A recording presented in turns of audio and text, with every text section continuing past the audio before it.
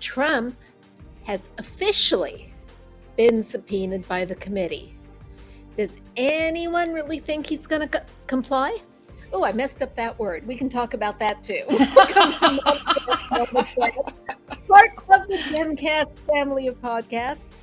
I'm Donna Schwartz Mills with Aliza Worthington and Karoli of crooksandliars.com. And it was just very funny. Karoli laughed just now because we were talking about how we can all mess up words just as much as John Fetterman has. Yeah. And Karoli's got an excuse because she also is someone who has survived a stroke and is thriving. And Aliza and I have not, and we still discombobulate our words. Is that a verb? I think it is. Oh, Why not? okay. I know. Apparently, we can make anything we want a verb. Yeah. I apparently, I mean, I never knew crime was a verb until, I don't know, maybe a year ago. So, yeah. Rhyming? I thought that was a joke. Is that really a verb? Someone made that up. I thought that was a But joke. it gets used in things now. Usage. Yeah. Oh, damn it. It's I like know. it's like when, when I Sorry, was reading working chocolate. in business and they would talk about incenting people. Oh, God. another one that just makes me cringe and scream. That's not a word. It's not a word. I do not Absolutely. accept If you are working in corporate, it is. No, it's not. I will. Well, I used to think I will take proactive down wasn't a anything word, I don't care how big they are in corporate. That is Yeah. wrong. Corporate speak is its own world. No, Yeah. no. That's like, I want a conference with you. No, you don't. Yeah. No, you don't. Automatically, if you use that word as a verb, believe me, you do not want a conference with me because you will not enjoy it. This is a preview of our writers podcast. Sorry. You gotta get your laughs wherever you can. Oh my God. I'm really sorry, you guys. I'm just eating chocolate and drinking bourbon because. Okay. You know what? It's Friday. I just feel like it. It's 5:20 here, my time. And, I am, before we went on the air, I remarked that Karoli is going to have to talk me off the ledge again. And it's not just the polling, Karoli. Yeah. And it's not just the fear of Nazis winning the governorship and the Senate and Secretary of State in all of these states. Mm-hmm. A lot of it is just the doom and gloom, just the general doom and gloom. I mean, earlier this week. It's awful, isn't it? Well, like every day, there's the complaint. Democrats don't know how to message. Yeah. And yet I see Joe Biden messaging his ass off every single day. And he gave Kamala Harris too. Right. Yeah, both of them. But he gave a speech today, staking his claim for why he thinks that despite the inflation, which is global, the economy is strong, touting the deficit, the unprecedented deficit reduction that has been accomplished in the last 2 years. Full employment, the creation of 10 million jobs, all of these college loan forgiveness. I mean, all of it. Yeah. All of it was in there. And yet all you hear is inflation. Oh yeah, and gas prices are down. Gas prices are finally coming down here in California. Yeah. I bought gas the other day for just $6.09, which is an 80-cent. It's an 80-cent decrease from the last. I was going to say, in California, that's a pretty decent price right now. And I buy the mid range because of, I drive a stupid Volvo, and it's down below $6 now. Right. So my gas, because I drive a nice Prius. Yes. So my little gas sipping Prius gets the cheap gas. So you don't have to buy the mid range. Right. I too get the cheap gas, but in Maryland, which is also a blue state, so it's not it has seen, remember how last time we talked about this, I said that it hadn't, I hadn't seen a price hike. It was still around 340 for me, but now it is back up to like 370 or 380, but that's still half what you guys are paying. Well, we have a lot of gas taxes tacked on ours and everything too. So 80 cents. Yeah. I understand that. I understand, but it's still of the taxes and the regulations. I understand. Right. 80 cents. But what I'm saying is, if What the hell? the hikes have finally reached me in Maryland, it went up about 40 cents a gallon. But again, But it's coming. as John Pavlovitz says, basically, I'm one of those weirdos that doesn't mind paying higher taxes. I'd rather have bodily autonomy. Right. Right. Exactly. And I think he's not weird in that. But no, I know. So I have to say this. You just have to, honestly, you have to turn the news off. You have to. I haven't even gotten to the point. Okay. So what's more? Where else are you seeing doom and gloom? What else? There's more. Okay, Come on.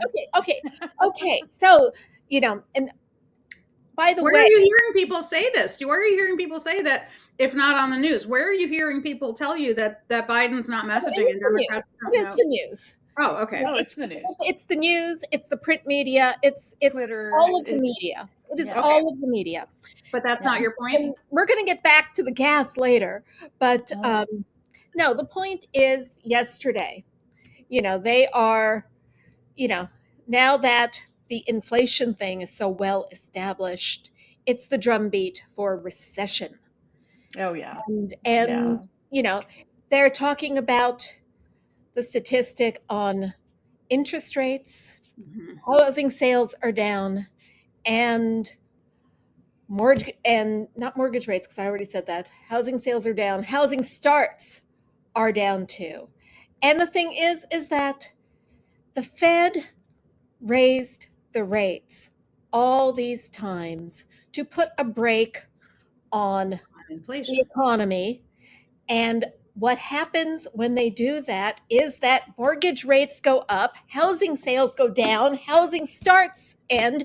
It's exactly how it's supposed to work. Instead of saying it's working, doom and gloom and inflation, recession.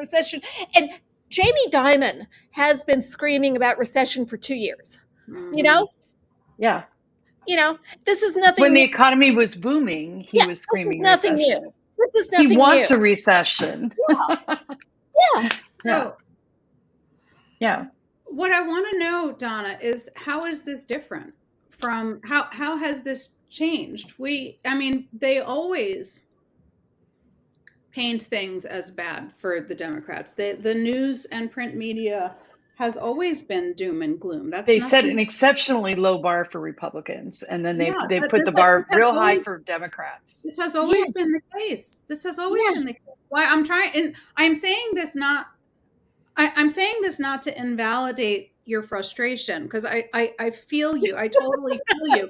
But I'm wondering what is different that's putting you on like the cliff's edge, because I'm like, we're just 2 weeks from the election. I have a guess.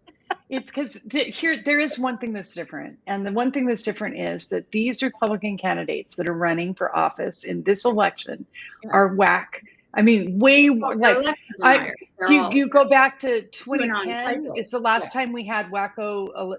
We had Christine, what's her name, and all those people. I am a witch. That one.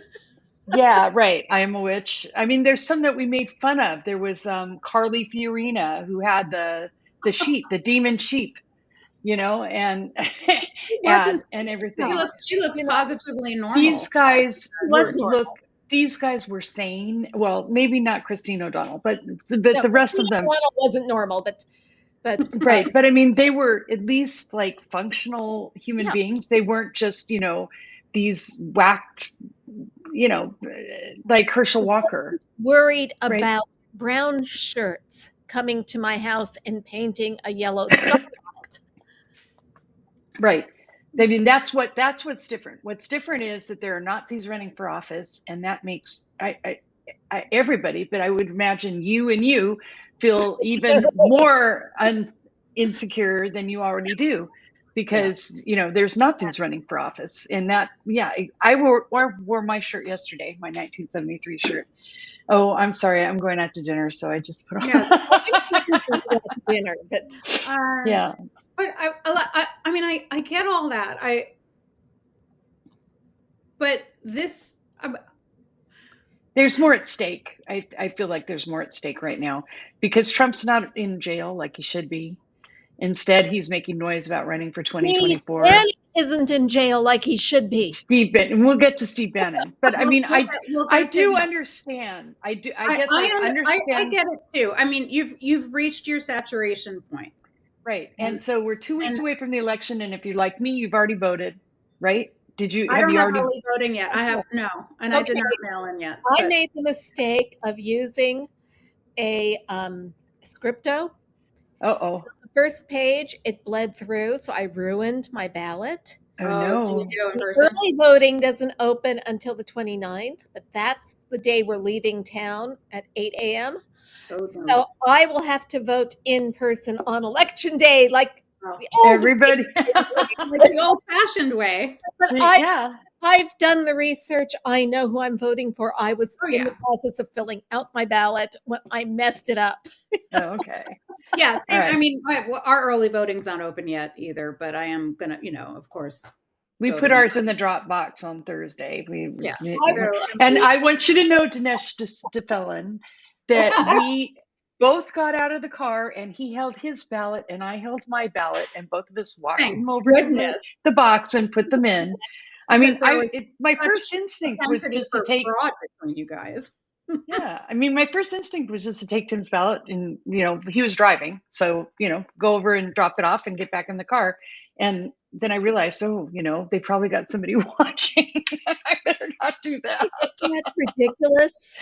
Yeah, but you're right. Somebody's got a Nest Cam somewhere that's trained on those ballot boxes. Yeah. And but you know what? They need that. You need that for the other side. Oh, yes.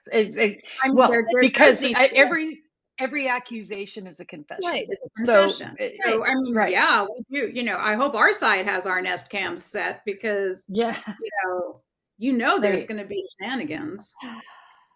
But I guess what I mean, there's some factors I can't alleviate for everybody, but one that I can is just to say that most people don't pay the same attention to the news as we do, and so they aren't really getting that whole barrage like you are, Donna, of the negativity and everything.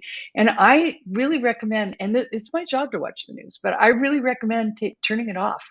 Yeah, and just saying, and just saying, enough is enough. I know what I'm doing here. Write some postcards. And instead, do posts. No, I wrote 175 postcards this week. Awesome. Yeah. So, I mean, those are the things that you can do. I bet you felt better. Stacey Abrams. I did. But then I ran out of postcards, and I don't have time to get enough more. Well, my very first appearance on this show was postcards. Was because Donna invited me on to talk about how I'm coping with the hopeless feeling of Trump having been elected, and what I was doing to make myself feel better. And part of it was only been 6 years. Yeah. Wow. I know, right? I mean, before I was on a few times before I joined as a regular, but this was as a guest appearance. My first guest appearance was to talk about the proactive things I was doing, like starting to escorting, and, just, writing postcards and doing, these things that I could do, because I mean, in times of hopelessness, when or feelings of where you're just blocked, there is always something you can do to foment progress, towards progress, and towards doing there's always something you can do to help make sure that, you go down fighting and, and you're doing it. Right. You're doing it, Donna. Well, that's the whole reason we started this podcast in the first place. 2010. Just go back to your roots, Donna. Just go back to the roots. Right after the route, the midterm route, So this is not going to be a replay of 2010. It's just I don't think so either. I feel like Karoli does, and I don't watch as much news anymore because I have a different job now. Yes. But I still watch as much as I can, and I read Crooks and Liars faithfully, and I'm still on that email list because the people at Crooks and Liars are the first ones to have I'm like, if I want to know what's happening first, I check my email from Crooks and Liars people because they know everything that's happening. Right. And I am as up on the news as I was when I was working there. And I am with Karoli. I do not feel, I'm afraid to say this because I don't want to jinx it, but I don't feel as pessimistic about our chance for being walloped and losing either or both of the houses, as everybody's saying we should be terrified that we're gonna, that does not mean, of course, that we shouldn't still do absolutely everything we can to get the vote out, because it's not going to happen if we don't do that. Right. But the fact is, when we vote, we win because there's more of us than there are them. And that's what I was going to say. Our base is bigger than their base. So even if they gin up their base and get them all stirred up and turn them out, our base is bigger. And if ours, that's what we have to do. Absolutely. And so that's what you're doing. 2020, because that's what happened in 2020. They activated all of these people who were non-voters. Right. And we still outnumbered them. Right. That should not have been as close as it was, even though it was a rout. Yeah. That's why they're trying to get all these criminals into office. And that's why they're trying to get all these election deniers into positions of secretaries of state, of their state, their state secretaries of states. Yeah. But that's why they're doing it, because they know that when Democrats vote, the Republicans lose. So they want their criminals in place to invalidate our votes. So and they have to show up in numbers that just make that impossible. Right. And there is one other concern that I have, and that is one, I don't know that we can do anything about it, but I think it's one we should know about and be prepared for. And that is that I think that the real muckrakers, whatever you want to call them, are going to try to shut down vote counts at midnight on election night. And so that the places like no, legally it can't happen. But I'm concerned that they're going to violently do that thing. Steve Bannon is essentially intimated to that, basically that you're going to find out on election day that a lot of your votes don't count, is what he said. That's kind of what ticked me into thinking they have a plan, just like they had a plan for the insurrection and the interruption of the electoral vote count. They have a plan to try to disrupt the popular vote count. Think of it as election night of localized January 6th. Yeah. So that concerns me. I don't know that there's anything the three of us can do about it other than maybe raise awareness that it's going to happen and support, the legal backbone that we have, which is Mark Elias Law Group but he's got some really good lawyers working for him. It's not just him anymore. He's got a really nice, robust firm of lawyers working, and he's now, stepping up his communications. I was getting a few, now I get like a lot, every day. Yeah. And so, you get a newsletter from him? Because I would like to get that too. Yeah, I think you just go to Democracy Docket and subscribe. Okay. Yeah. I'm doing that. So, those are things, that concern is one that I definitely have, and I'm sure he has it too. So I'm just like, I've made donations to his organization to try to do whatever, the little bit I can, at least, so that we have our troops in line, when that happens. But I keep coming back to Steve Bannon and that promise that you're going to find out your vote doesn't count. And it sounds to me like that's what they're going to try to do. Because that's what it was Carrie Lake who said something about how everything is fine by midnight, and then the next day, right, when they counted the rest of the votes, then it wasn't okay anymore. And so, they have in their mind equated the fact that there's a lot of people voting and it takes longer than 8 hours to count or whatever it is, with voter fraud, which is, of course, not true. But nevertheless, that's my biggest concern. So I won't talk you off the ledge on that. I'll just encourage you to be aware of it, I guess, and to, I just signed up. I'll donate when we're done podcasting. Yeah. So, but on the rest of it, on the media narratives and all that, I mean, honestly, turn it off. The ads, and Donna, you see these more than me. So last week I saw the most vile ad against Christy Smith. I don't watch like network news. I don't watch CBS or anything, but we were at my in-laws and they had CBS on for a game or something. And this really vile ad came up against Christy Smith. I mean, literally my jaw dropped at how bad it was. The House GOP ad. Oh, yeah. Okay. Yeah, it's terrible. It's really awful. It's Christy Smith has been lining her pockets. It is. It's sexist, and it's really bad. Yeah. Well, I always talk about Parks and Recreation. Mm-hmm. And there was a story arc on there where Amy Poehler's character was running for city council.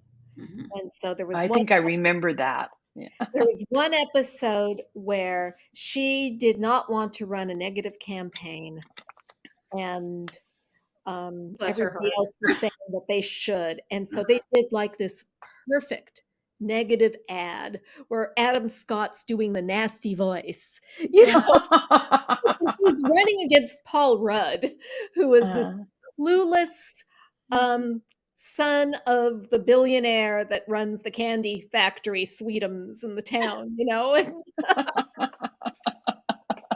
so I know I digress, but you should look up, if you have Peacock, find that episode. Okay. I haven't seen all of Parks and Rec, but I've seen I Love. It's hard not to love Amy Poehler. That whole season where she ran for office. Yeah. And then when she got into office, and then they recalled her the next season. And she lost the recall.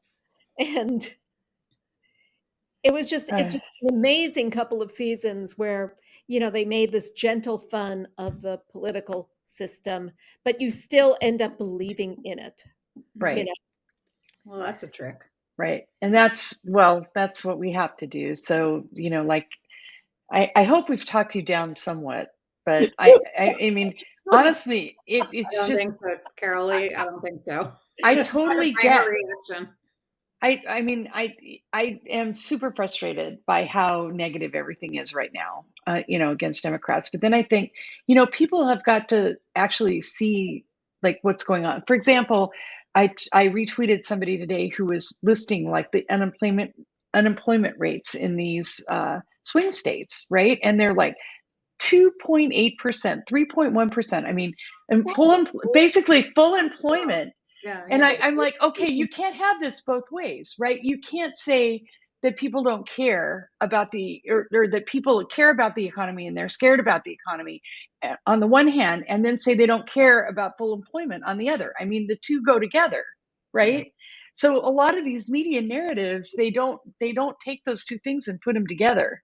Yeah. And I think that people that are working and have enough money to buy food and whatever are not particularly out of their bodies right now. Yeah, that's the thing. They're also talking about you go to these crafts fairs and things where people are lining up to buy stuff. Still, they've not cut back. Yeah, right. Now, I know that there are a lot of that it's harder to make ends meet, and some people can't make ends meet. Mm-hmm. And it is a drag seeing how expensive groceries are. I would like to also remind people that we've had an avian flu problem this year. Yeah. You know, there have been issues with livestock and with the growing, and climate change has affected, this is not all something that comes down to the president. It's a bunch of interlocking, interacting global components that are happening right now. Right. And the Republicans do not have a solution. No. Oh, their solution is to get rid of Social Security and Medicare. And honestly, I mean, that's the one thing I would like to hear more from Democrats is them saying that. And ads and everything else is saying they want to get rid of Social Security and Medicare. This is not a secret. They've wanted to for years and years, and they are promising that they will do it. Yep. Right. And they will do it by holding the debt ceiling hostage. Well, that's what's talking about holding the debt ceiling hostage, not just to slash Social Security and Medicare, but to stop the support we've been giving to Ukraine, which is like holding the stability of the world together that was already disrupted 6 years ago by Putin's actions here, installing Trump, and in the UK, causing Brexit to happen, which destabilized Europe. And Mitch McConnell basically said nope to Kevin McCarthy's suggestion. He basically said, no, we got to fund Ukraine. Yeah. All the way. So that was interesting. Not that he's going to have anything to say about it because we're going to retain control of the Senate, you understand. But I mean, it is nice to have the minority leader on board with that. We'll also, all we need is the House, plus one, 219 plus one, you guys. I mean, that's it. And I've said all along, it runs through California, and it's and that should encourage you. That's why I put out all those postcards for Christy Smith in my district. That's right. I mean, that should encourage you because, I mean, imagine that you're, that it runs through Oklahoma or something like, or Texas. Oklahoma. Heaven forfend. Speaking of Oklahoma, Karoli, you're the one who said last week that the Democrats in Oklahoma are really good. Yeah. And, the governor, the candidate for governor was endorsed by Tulsa World, the major publication there. Really? And in the debate, was it last night in the debate where she cited the statistics that show that the murder rate is higher in Oklahoma than it is in California and New York. And nobody believes her, but that's the truth. It's the truth. Right. That was the Senate candidate that was endorsed. I mean, that was the Senate candidate that was endorsed by Tulsa World, which is like amazing. Like they've never done that before. They only endorse Republicans. So until now. So that's a BFD. And I keep telling people, don't write Oklahoma off. And even if they don't win, there's been a huge gain, it's the same way I feel about Beto O'Rourke, who's actually, I guess now getting polling pretty close if polls are to be believed. And again, really? Take it with a grain of salt. Yeah. Polling, polling is weird. I mean, it could be, but I see the crowds too. He has crowds everywhere he goes. And, they're enthusiastic crowds. And so there are a lot of young people, a lot of stuff. So, I mean, I'm hoping for Beto. I want him to win.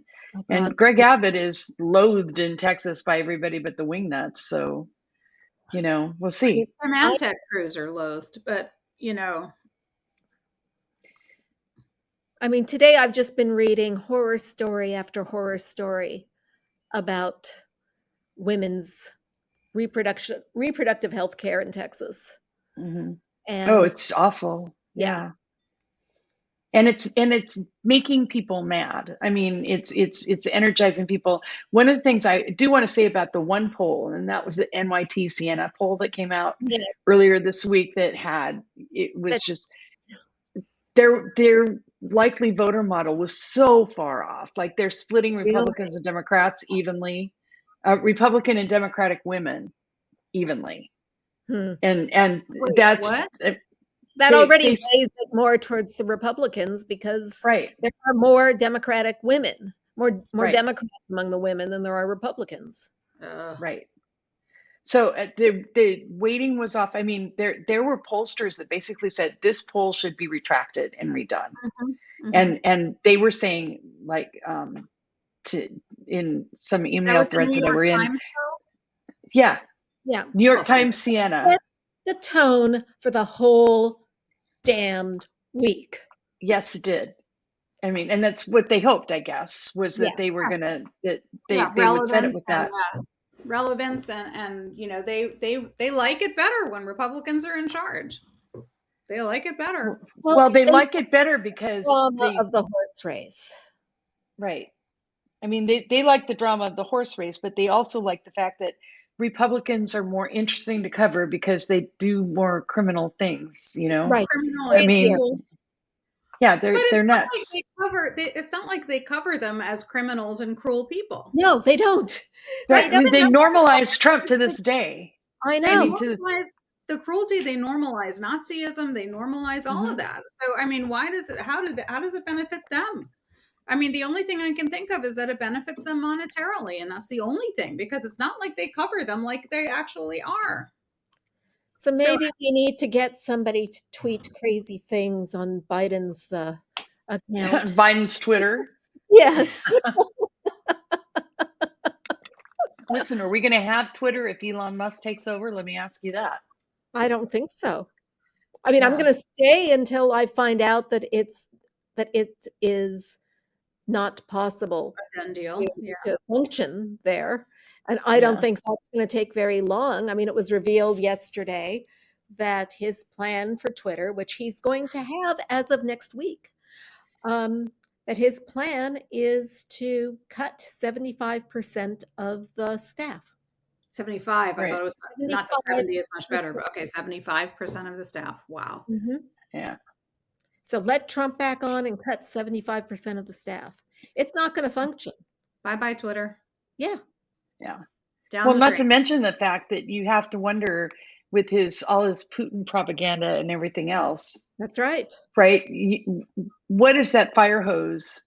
Where that data? What is he using that for? And how do we have any sense or any confidence that it's not being used for something nefarious to benefit the Russians or And- whatever? And where Excuse me. do we get the financing?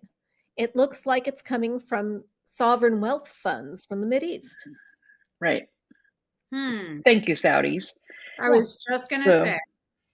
Yeah. So, I mean, at that point in time, you have to think, well, do I want to continue to contribute to that fire hose of data? And the answer to that is probably no. But then the second question is, well, people aren't just going to drop it and do nothing, right? I mean, they're used to having that real-time one-to-many interaction, right? I mean, they're not going to, and I'm thinking particularly about journalists, and everything. So what will they do? Will they stay there? Will they find, I don't know. It's a great know. opportunity to start a new platform if all of Yeah. those people who are let go from Twitter can Yeah, start something back something. up. Because there are a lot of people that would follow them there. How much Yeah. do you want to bet that they've already, since he expressed an interest in I hope so. acquiring Twitter to begin with, which was what, 6 months ago, or when did he first? Yeah, I think it was 6 months ago or so. About 6 months Like ago. April. I wouldn't be surprised in the slightest if there's I certainly hope so. something ready to go. Yeah. That, I mean, it's He'll just be back to the fail whale, like almost immediately after he gets. You remember when it first started, and you would just get When it was fun? Yes, it was Yeah. fun. I didn't like the fail whale. Yeah, we didn't like the fail whale, but it was fun. Other than I'm that, a late adopter of Twitter, so I joined it because I had to. The users, there were more users than they had server capacity, basically. Oh, so you got a little All whale. of a sudden, you would get this picture of something went wrong, and it was a whale. Oh, the fail It was a whale. whale. Okay. Yeah. I mean, there was a time when it was actually pretty fun to Oh my be on God. there. It was I think great. it still can be fun. I mean, I've Yeah.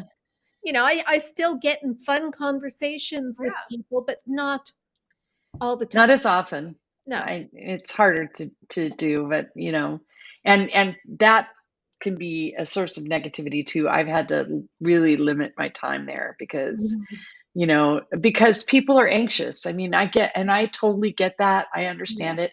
Problem is that I can't I can't absorb too much of that anxiety myself, or else I also get anxious, and then I get Well, anxiety attacks and blood pressure goes up, and Then I won't have you to talk me down. So no, it's okay. care of It's okay. yourself. You can talk I me can down. I can talk you down.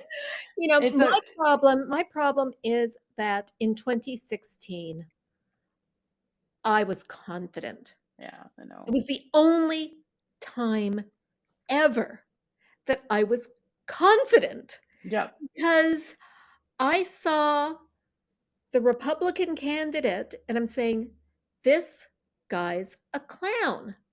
Who in their right mind would vote for this clown? The Republicans are crazy. You know, we're going to win. Yeah. Right. I mean, even with the misogyny, I know exactly what you mean. I felt pretty confident myself. So it was like, It's really funny. I did not have confidence. Oh, I did not have that confidence. oh, I well, did not. you were right. Campaign twice. I was so excited.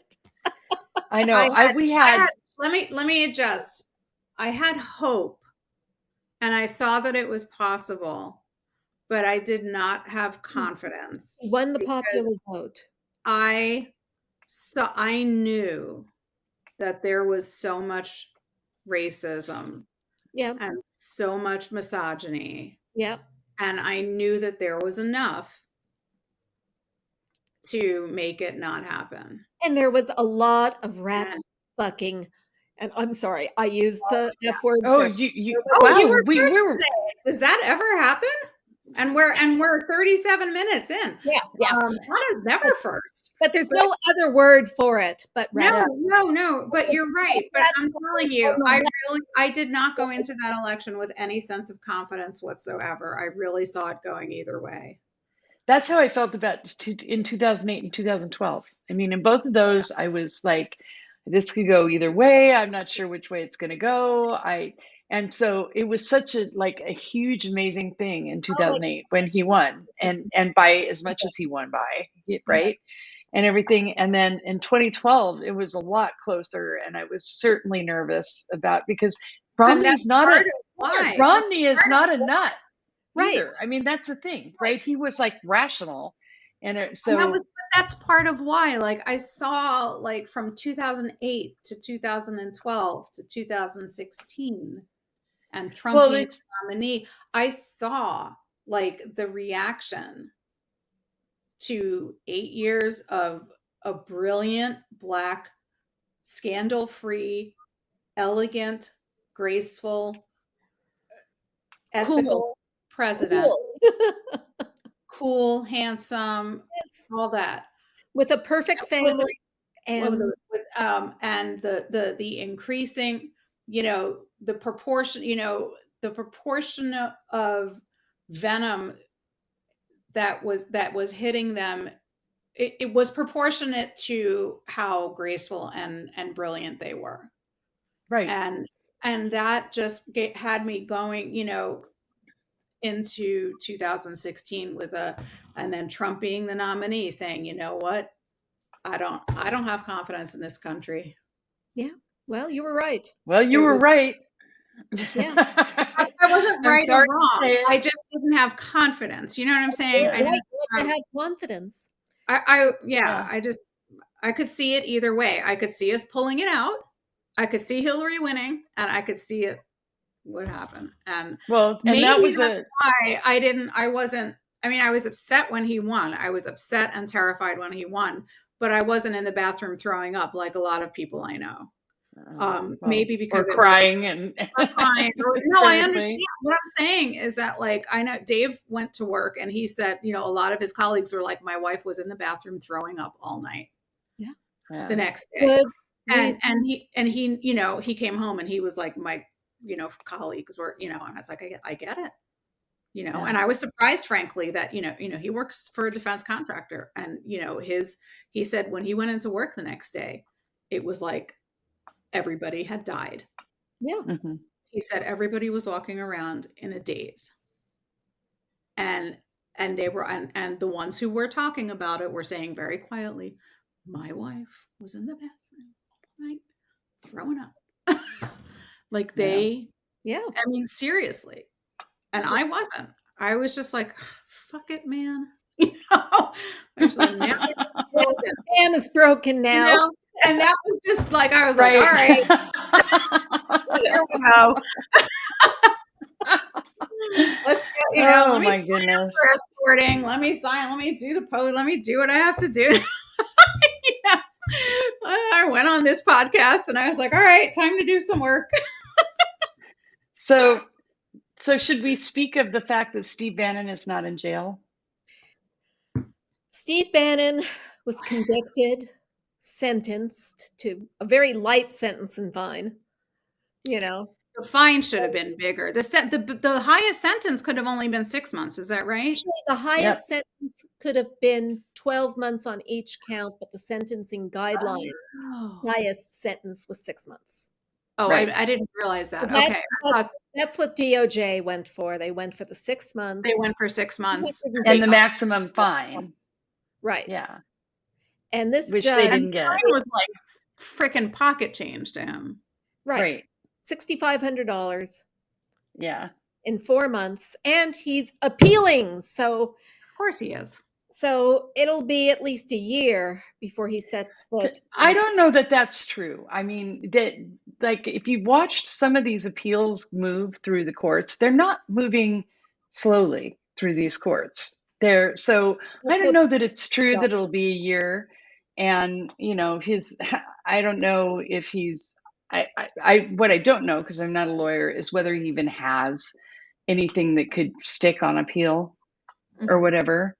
But it's just gross that, he basically stuck his middle finger up at Congress, right? And got convicted of it.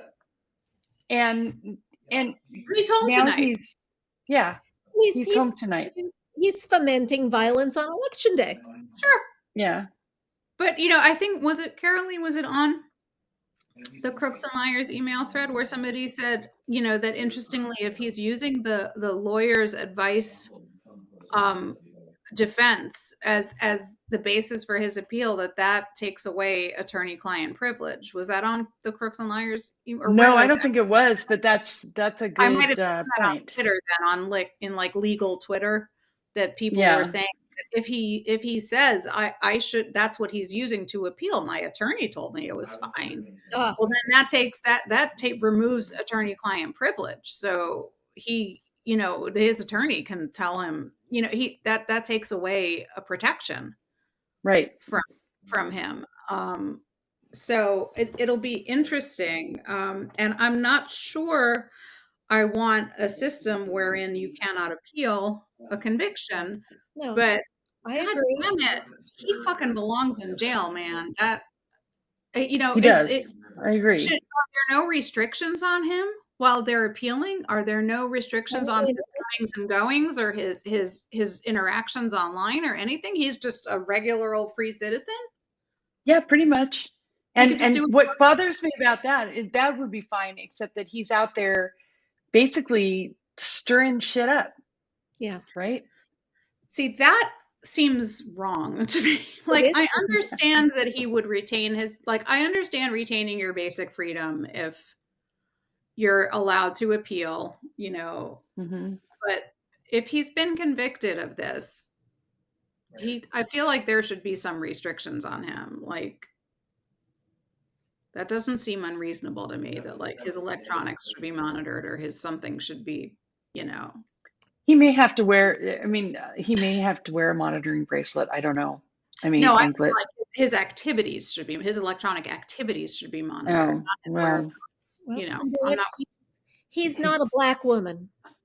Right. Exactly. I know. Why would they worry about him?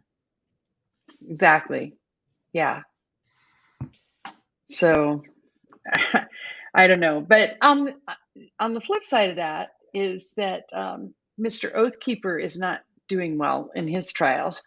Elmer Stewart Rhodes. I really do His want to first see name is Elmer. Why did I not know that? I'm 'cause he like, doesn't like anyone. Elmer Rhodes. Yeah, That's his real first name. He doesn't like it. I Yeah. love that. I'm going to call him that from now on. Oh my yeah, God. absolutely, 100%. Especially since he hates it. I mean, Right. I feel like Everyone didn't like his first name, and so we called him that all the time. I yeah, forget. Some Trump official. Anyway, so Elmer, tell me what's happening in his trial. I'm not following. So it was earlier this week that the prosecution unveiled texts that showed that he didn't have an attorney-client privilege with Kelly Sorrell, the one he called his attorney, because they were sexting back and forth. I mean, it was pretty hot too. It's like, I mean, first of all, I'm sorry, but I think that she, she's like, this gets me hot. You're such a leader or whatever. And I'm like, oh no. Kelly can do better than that. Apparently not. Evidently not. Oh, no. Yeah. So that has been interesting. But I mean, overall, they've been able to basically shatter all of the sort of pretenses that he put up. And this one was a big one because there's texts with her on January 6th that he was saying, well, you can't introduce those because it's attorney-client privilege. And then, of course, they brought these texts in. And so now that's been pierced. They weren't quite attorney-client. They weren't quite attorney-client. That wasn't the thing. And, all I can say is it's no wonder that his wife left him. I would have too. But on top of that, it's very clear from the texts that have been entered into the record that he always wanted it to be a violent uprising. Yeah. From the beginning. So did it happen this week that he said that they should have had more guns, or that he wanted there to be more arms and ammunition and stuff? Yeah. Was that this week too? Yeah, that was this week. And then there was they introduced more texts where he was basically frustrated that Trump didn't invoke the Insurrection Act because he wanted that was his cue to go in there. Yeah, he wanted to be the militia. Mm-hmm. Right. And once again, I am so grateful that people on the left wisely said to stay out of DC on the 6th. We can do some things right, can't we? Somehow we had the presence of mind to know that staging a counter protest would have been a disaster, because that would have been the pretext. Right. And people would have died. More people. I had would have died. I mean, I had a friend in DC who was emailing me ahead of it, saying, if anybody, if spread the word that nobody come to DC, let this be their thing, right, and everything.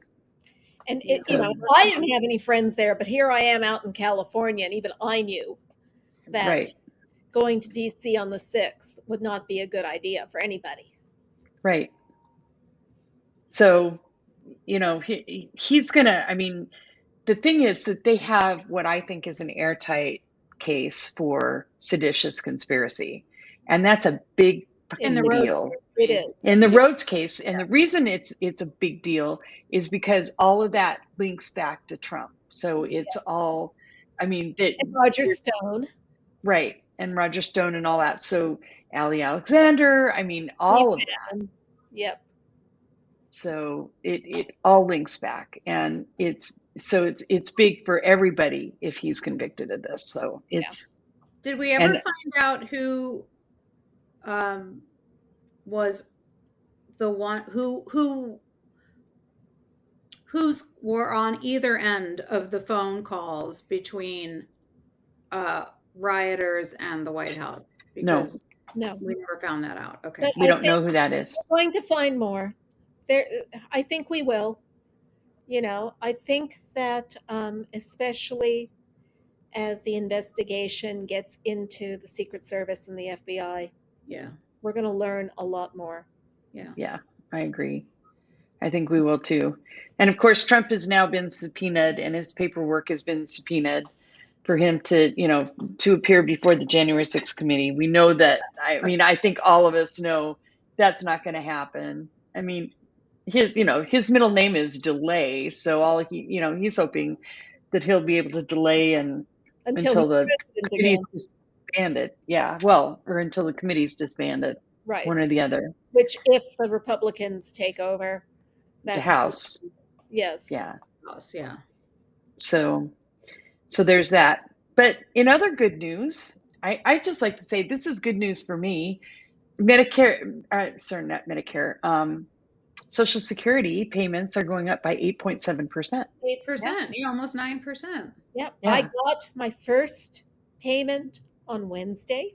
Mazel tov. It was so exciting. It was in my bank account exactly when the government said it would be. Nice. Yep. Exactly what they told me it would be. Very good. And, I'm looking every month to the 8% bump, in January, Starting in January. Okay, cool. Right. They sent out a letter or an email anyway saying you can find out what your new amount is. Just log into socialsecurity.gov. So I did, and it said it didn't have my new amount yet. Yeah, you knew better than to look for it then. So, but I mean, I have a calculator, so I could figure it out. Yeah, I did. 62 or 65 to get Social Security? 62. When you're 62, you can take it early. Start taking it early, but it's less money. You're fully vested depending on when you were born. I was fully vested as of September this year. Okay. And I was originally going to wait till I was 70. Mm-hmm. But then, what the pandemic has done to me has made me realize that I might not live as long as my forebears did. And so what am I waiting for to get my money that I put in? Not only that, Republicans are gunning for it. Right. Right. Right. So I am feeling, while they're talking about, getting rid of it for people and going, well, it's probably a very good idea that I put in for it as soon as I was fully vested. Yeah. Yeah. There's actually, just for general knowledge, there's a program out there that you can, I don't remember the website, but I'll try to find it for you, where you can put in yours or your spouse's information and get back like sort of a strategy, because part of what you can do is you can do Social Security with a spousal benefit at 62. Right. And then when, like, my spouse is older than me, so when he hits 70, then he'll get his own benefit. So it's to maximize, basically what your benefit is. I would like to see that. Yeah. Yeah. We're in our, I'm 53 and Dave's 54, so we're a good 10 years off. But yeah, if anything's left in 10 years, we'll. There will be something left in 10 years. Don't let the Republicans take these offices. They need to get Trumpism, whatever this version of Republicanism is, this fascist streak has to fail. It just has to fail. I'm fine with there being a conservative faction. We have one within the Democratic Party. We do. These are not conservatives. And that's one thing I wish they'd stop calling Republicans. They're not conservatives. They're radicals. They're fascists. Yeah. So, they should stop being called conservative. That's too nice of a term. Because it's not conservative. Right. Joe Manchin's conservative. What was that? Right. Oh, Joe Manchin. Yeah. Joe Manchin. Is conservative. Kevin McCarthy is not. Right. Exactly. Kevin McCarthy is radical. Is conservative. Although he, toes the line too much. Yeah. He's conservative and spineless. But... Jim Jordan. Yeah. He's also a liar, but Paul Gosar It's just nuts. Oh my God, Paul Gosar is like an alien. He is like he lives on a different universe. He's just.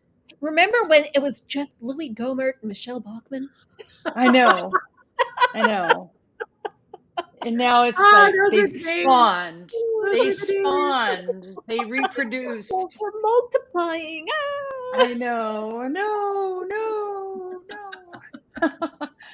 There's a great debate moment with Marjorie Taylor Greene and her opponent, her Democratic opponent. Yeah. The debates have been a real bright spot for me in the midterms because Democrats are just, cleaning up the debates. If the journalists don't report it that way. Huh?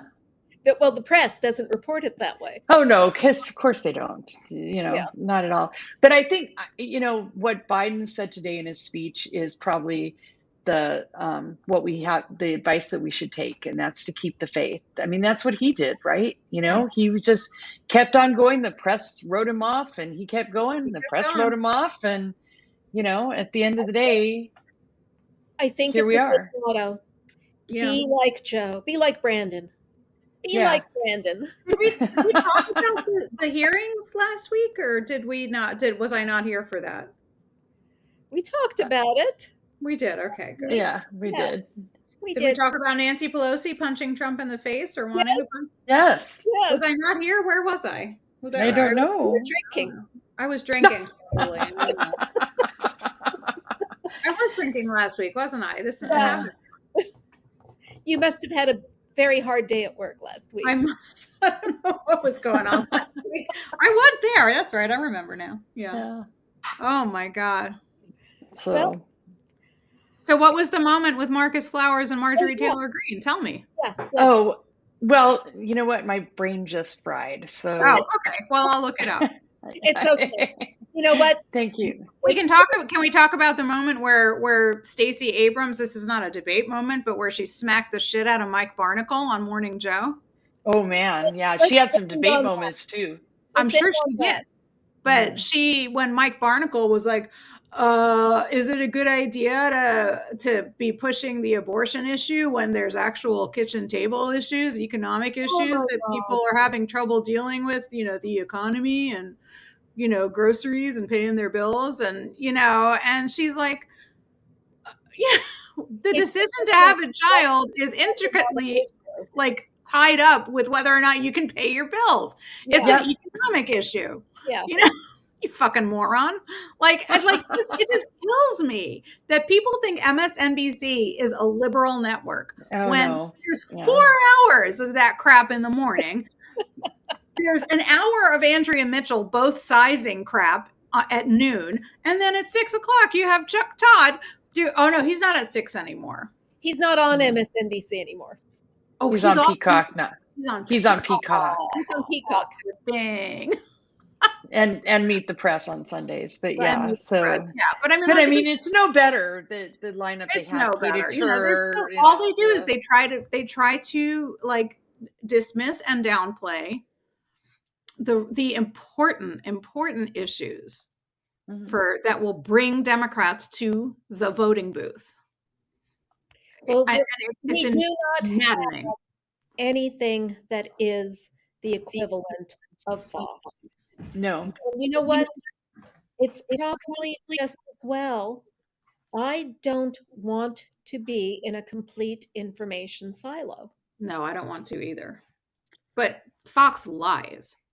Well, no, I don't want to be. I don't want to have. Watch them. Yeah. But anyway. So, we have about a minute left. Oh, wow. You guys have big plans this weekend? No. I'm planning to feel like crap tomorrow because I got my boosters. Yay! You know what? I didn't feel bad with this last booster. Oh, good. I hope I don't too. I didn't. I just sailed right through. Okay, I didn't feel bad with either one, with the flu or the booster. They were both great. I got them both. I got the flu and the booster. And it's a good thing because these new variants are not to be messed with. Yeah. And the booster, the new variants are still variants of Omicron. So the bivalent booster, the new one, is effective. However, the treatments are no longer effective. So, So I really don't want to get it. yeah, good thing you got vaccinated. Not enough people are getting vaccinated. Yeah. Anybody watching or listening to this who hasn't gotten vaccinated, get your vaccine. Get your Well, shot. I'm still planning on lying on the couch and whining all day tomorrow, even if I don't. Okay. Oh, that's perfect. And on that note, that is for the day.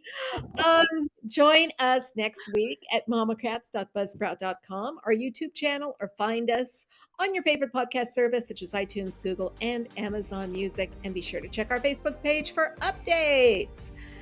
I'm Donna Schwartz Mills with Karoli and Aliza Worthington, saying goodbye for the MOMocrats. Bye, everybody. Bye. Bye-bye. MOMocrats MOMochat is part of the Demcast family of podcasts.